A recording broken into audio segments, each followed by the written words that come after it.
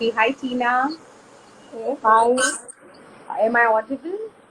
Yeah, good to go. Very good evening. So we'll just start our show in another 2 minutes. I can see a lot of mommies joining in. Hi everyone.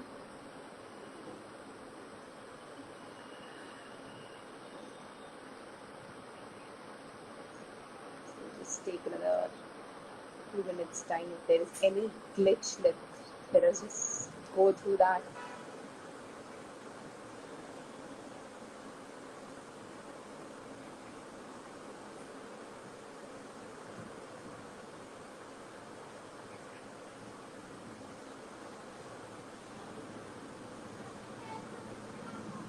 Welcome to all the mommies who are joining us. I can see a lot of hands waving hi.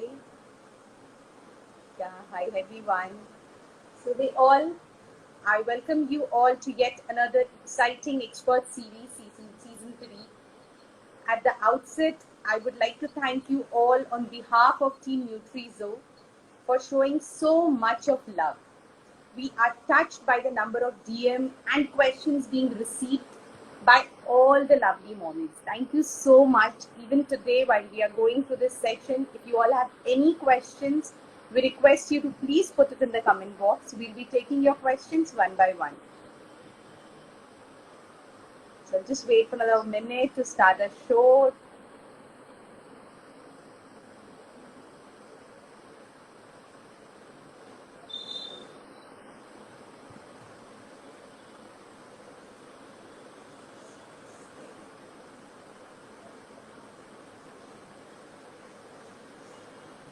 Okay, so let's start. Our next expert is yet again a successful real mom turned into a mommy expert. She is a certified prenatal and lactation consultant from Kappa with over 9 year plus experience. She is a chairperson of PCC, Pregnancy Celebration Center, and avid learner, member of ILCA, and also certified by UNICEF, Hug Your Baby organization, acknowledged by WHO for COVID care. Yes, ladies and gentlemen, without much delay, let's welcome Tina Abhishek straight from Chennai for all of you over the topic breastfeeding is a shared responsibility. Over to you. Thank you so much for the warm welcome. Can you hear me? My voice is audible, I think. Yeah, yeah, ma'am. Your voice is audible. Yeah, yeah. Thank you so much for the warm welcome, Nisha. Yeah, as you My pleasure. yeah, as you said, breastfeeding is definitely the shared responsibility. Once a mother delivered a baby, no, she felt like she was all alone to fight the battle. Tina, just Every one single day she second. had. Tina, just sorry to interrupt you in between. I think the mothers are writing, but the voice is very low. So Mm-hmm. can we just, Oh, both the sides. Oh, okay. yeah, can you just increase the volume of your device? Sure. I'll do. Maybe I should talk loud.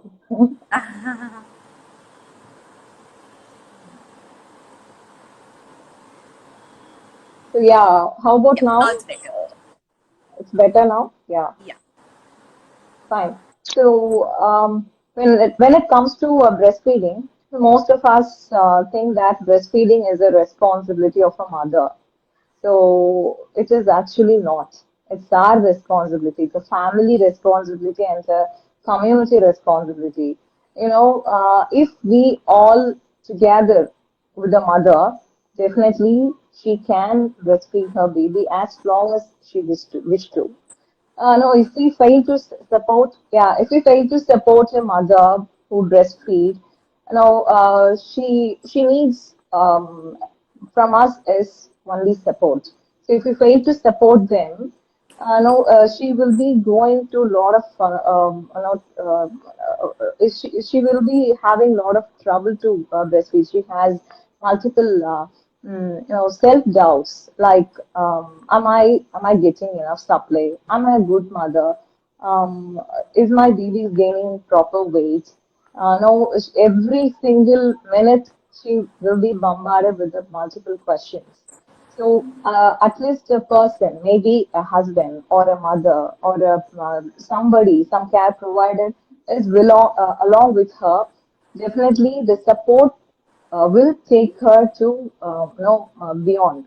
So if the breastfeeding mother is getting proper support from the community and the family by just acknowledging, oh, you're getting enough milk, your baby is growing well, you're feeding your baby well. So just acknowledging her effort, definitely she can go beyond. Yeah, that's about the breastfeeding is a shared responsibility. And when it comes to sharing, how we can share the responsibility. First, I would like to talk few things about the spouse responsibility. So here in India, most of the spouse will think that breastfeeding is a lady's part. So maybe I may not more expert about all these breastfeeding and the supply and baby because I'm a new father. I'm not no expert or well known about these kind of stuffs. So let me step out from this area. Let my mother and my in-law step in, and they can take care of my baby well rather than me. So that is completely wrong. So when the spouse supporting a mother, the entire journey will be completely different. When the mother seeing her spouse is supporting her by changing the baby's diaper, or by maybe the spouse can help in bathing or swaddling, or if the baby cries, he can calm down the baby, or some lot of steps to help the mother during the most important phase of postpartum. If the spouse doing all these things, when the mother sees these wonderful things before her, definitely she will know her body will release happy hormones. So if the body releasing more happy hormones, definitely she will secrete more milk. So that is the main idea here. When the spouse step inside during this postpartum period by supporting and acknowledging and protecting her from all the not the enemies, from all the family members and the neighbors. It's like protecting, like a bodyguard or a security guard. Okay, so if he does that job, that is more than enough for her to give a healthy, happy environment for the baby. Yeah. So, And well, coming to the family part, see, most often we as a family want to recheck whether the baby is getting enough milk, whether the baby passed stools or urine. So, what our mothers or in-laws will do, they'll come and they'll check, palpating in the sense they'll do all the massage over the tummy and they'll check whether the baby is getting enough milk. Now, if the mother is saying all that, definitely she will doubt herself whether I'm getting proper milk. We should not do all that in front of a mother. So some mother-in-laws and mothers will lift the baby and check whether the baby's gained weight. Every day they do that. Okay, so by saying all these, definitely the mother, no, she will be in trouble. She can't get enough milk if she sees all these mess in front of her. Definitely, she can't secrete enough milk. As a family, we should support a mother by acknowledging her effort and the protection what she is giving for the baby. Tina, I must say that was so insightful to all on how breastfeeding can be co-shared, how the father too can partner in this beautiful phase. There is a lot of stigma around talking about breastfeeding. Not only the mother-in-law, but husbands, brother, fathers must also support the new mommy in breastfeeding, in taking care of the baby in the initial phase of 100 days or 180 days. Hmm. Yeah. Yeah, So, true. moving on with the topic, there are a lot of questions which has come to us. There are a lot Mm-hmm. of things which Mm-hmm. mothers actually want to know. So, what does a Mm-hmm. supportive environment for breastfeeding mother looks like? What is the difference between an See, unsupportive and a supportive environment? When it comes to supportive environment, we all should aware about how our body works. Okay, so most often I heard from my community is that we are secreting milk from our food sources. So no, most of us think that a breastfeeding mother should consume this fruit or this food, maybe fenugreek seed or some other food. Yes, it may help. Maybe the percentage of helping galactogogues is very less. I about to say maybe 20 to 30%. Other rest 80 to 70 to 80% is their hormones. They should understand that their hormones are working to get their milk. So if they fail to understand the hormones are working for getting their milk, they often increase the portions of taking garlic and they'll have plenty of milk. And they'll try to do all the gymnastic things to get their milk out. Okay, so they'll every 1 hour they'll drink 1 liter milk or every day 5 to 6 liters of water. They're thinking that if I drink more water, definitely I can give more milk. So that is all myth. It's directly connected to your brain. So brain is your pituitary gland. From that gland, you are secreting two hormones that hormones are superheroes of breastfeeding. So these two hormones secretes when the mother is calm, cool, happy. So I used to say three mantras. Okay, so don't forget these three mantras during your pregnancy and breastfeeding journey. So first golden rule is you have to stay calm and cool. And second one is trust your body and hormones.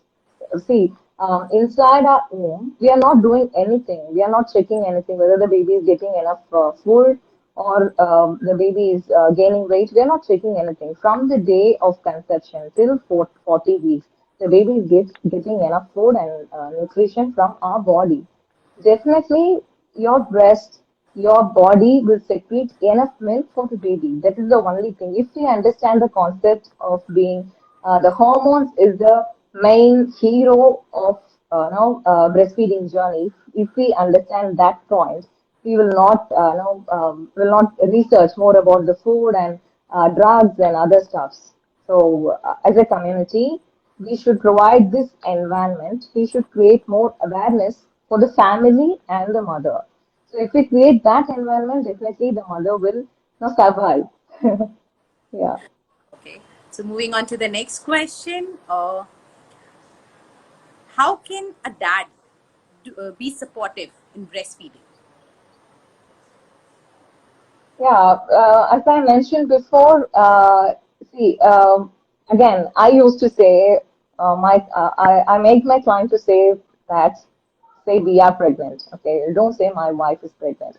Start saying we are pregnant. When we say we, yeah, It's both husband and wife. automatically, yeah, yeah. So automatically you will get the responsibility. No, we are Right. pregnant. We have to share everything. Okay. So father can't breastfeed. I agree, but he can support her. As I said before, he can be a bodyguard by protecting her from all her neighbors and family, and giving her some me time. Maybe acknowledging her feelings. Maybe she may doubt herself. It is very common due to the extreme surge of prolactin, mothering hormone. The mother will have the tendency to doubt herself. Am I doing right? Am I a good mother? No, I can't understand the baby cues, hunger cues, how to figure out the hunger cues. No, I'm reading a lot. I read a lot of books, but even though I'm not getting the point, is she or he is hungry? Why can't I figure out my baby is hungry or not? So I should read my baby. So she will have tons and tons of questions. If if the father is like a pillar to support, no, during that time, if the father is supporting a mother, definitely the best part of the life is that postpartum period. Yes. When the baby is born, the father is also born. So that the fathering is also a very beautiful journey. So yeah, we should grow along with the baby. So that is parenting. There's a very interesting question which has came up. Is it bad to breastfeed a baby that's not yours? Yeah, medically, actually, we have to screen the mother. If the mother has some medical history or some other communicable disease. But first, we have to screen the mother. If the mother is now free from all the diseases, we have to get acknowledgement from the medical professional. Then we can go ahead. Maybe, for example, one of my clients did that because her elder sister delivered a baby through IVF, so she can't breastfeed the baby. So during that time, her younger sister was breastfeeding her 1.5 years old toddler. So she was ready to breastfeed her, niece and nephew. So she went to the doctor and did all the screenings, and she started feeding newborns. She's also feeding her toddler as well as her sister's newborns. Yeah, that is possible if they are okay to do. Very good. So as you have been with a lot of COVID mothers in last few months or Mhm. last a Mhm. year, there are a lot of questions which has Yeah. came up to us around COVID. Mhm. So is it safe Mhm. to give express breast milk from a mother confirmed or Mhm. suspected to have COVID-19? No. As long as COVID mothers are concerned, we have to check the precautions, okay, before touching their bottle or the expressive device. They have to do all the hand hygiene and the respiratory hygiene. They have to wear double mask, and before touching the no, expressing pumps or bottles, they have to wash their hands, then pump. Again, if they have any healthy people in the family, they can use the people to feed the baby. Yeah, that is possible. Next question again around the COVID is what is the key message for a mother who wants to breastfeed but is scared about passing COVID-19 to her infant? So the mother is positive. Okay. Mhm. So it's a very common question because most of the mothers were very much worried about this because COVID is considered as deadly disease, right? So every mother in the world wanted to give the best for their baby.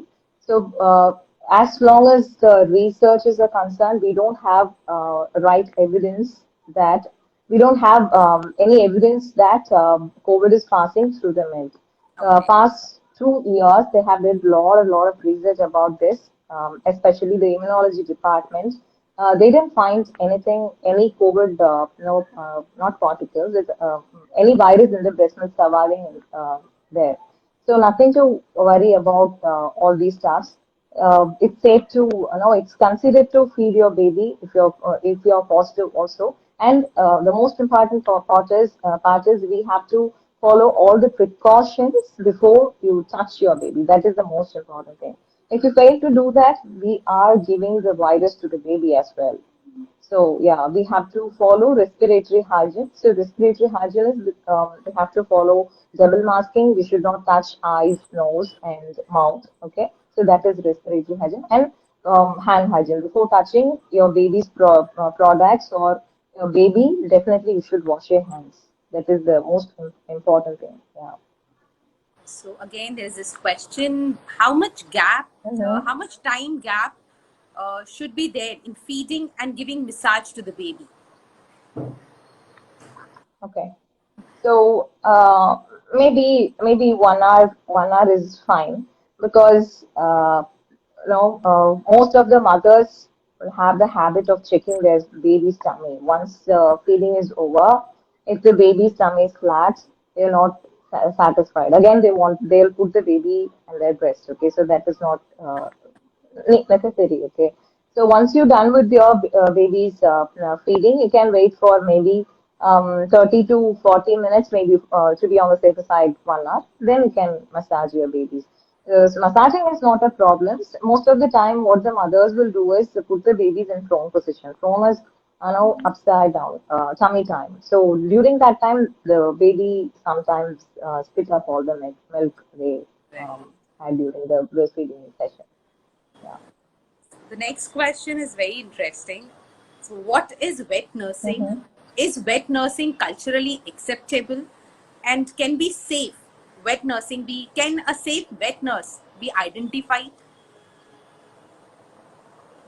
Yeah, we don't have this culture in our country. See, wet nursing is if someone maybe if a newborn or a toddler lost their mother, or someone want to adopt a baby and feed with the help of other mother, that is wet nursing. And most probably we will not do all those stuffs, right? So in India, so especially in India. So we medical professionals advise induced lactation with the help of IBCLC, and relactation is also possible. If the mother is available, we can do all that. If the mother is not available, again, the person who want to do wet nurse definitely go through certain kind of procedures. We have to screen the mother whether the mother is having any other communicable or medical history. Then, if the mother is fit enough to feed the baby, we can definitely do that. So the next question coming up is, what is so good about breastfeeding? Why everyone keeps saying that you have to breastfeed? Okay. See, there are a lot of benefits. Okay. So every year, we lactation professionals has to update our knowledge. You know, 1 year, sometimes the all the research committees will say this was happened, this was happening. So next year, the thing will update. Okay. So it's really fascinating about reading breast milk and breastfeeding. Every year, every single day is a new learning for us. Okay. So there are tons of benefits. Maybe most familiar thing is immunity. Okay, then we mother and the baby both have the benefits, so not only the baby. So when it comes to mothers, they are losing the weight. That's the most beautiful thing. Every day, without doing anything, they are burning 300 to 400 calories. It's the most beautiful thing. And postpartum, yeah. While they're feeding the baby, their uterus is also coming back to normal position. So that is also a good thing. And if they deliver a girl baby, they are free from ovary and breast cancer. That is also a great part. And they are giving the best, people for the community. Researchers said that the breastfed baby has higher IQ than the formula baby. So that is also because the DHA from breast milk is from our enzyme. From when we take formula from no DHA from the formula feed is from the algae. So we have to decide which one is better. So sometimes I'm not saying formula fed babies are not healthy and they are not intelligent. I'm not saying that. So comparatively, researchers are giving this result. Okay. So when it comes to the babies, their bones are very strong, and the gut microbe. So gut microbe is no seeding and feeding. So we seed the plant and we will feed the plant, right? Every day we will pour some water for the plant. Similarly, from our womb itself, the baby has some seeding. Seeding is good bacteria. So once the baby is out, every day you're feeding the bacteria.